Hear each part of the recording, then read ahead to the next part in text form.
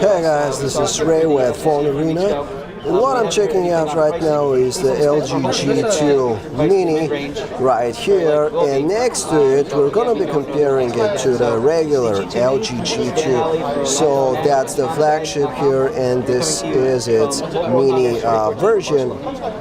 Now, naturally, the G2 Mini is going to be significantly smaller than the G2. It has a 4.7-inch display compared to the 5.2-inch panel on the G2. Unfortunately, resolution is also much lower on the G2 Mini.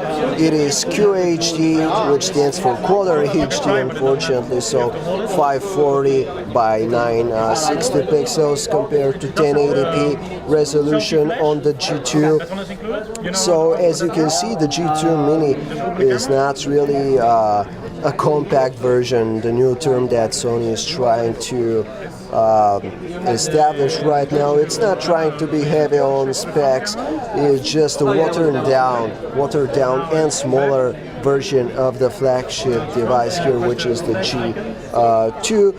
Though in terms of user experience, you can see that both phones are actually pretty much identical here.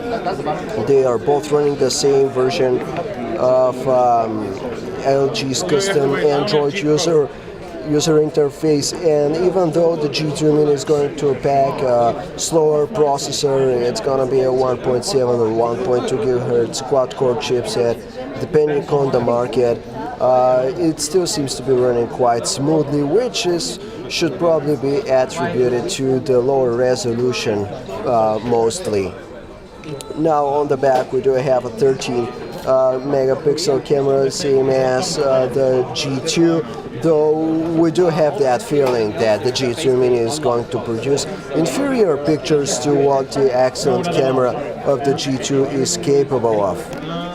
Now, a new feature that the slightly newer software of the G2 Mini is having is the knock-on. So on the G2 we have knock-on, which makes the screen go on when you double tap it, but on the G2 Mini we now have knock codes, which allows you to set up a custom pattern, a combination of areas where you can tap in order to unlock your display. So for example, the current pattern is like this: I'll knock here, here, here, and here, and the display should come on.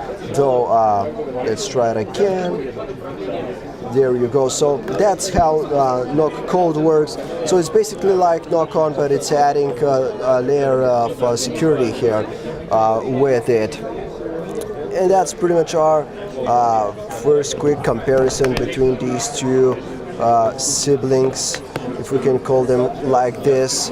Another difference, as you can see right now, is the G2 has the glossy plastic, whereas the G2 Mini opts for a more matte feeling one.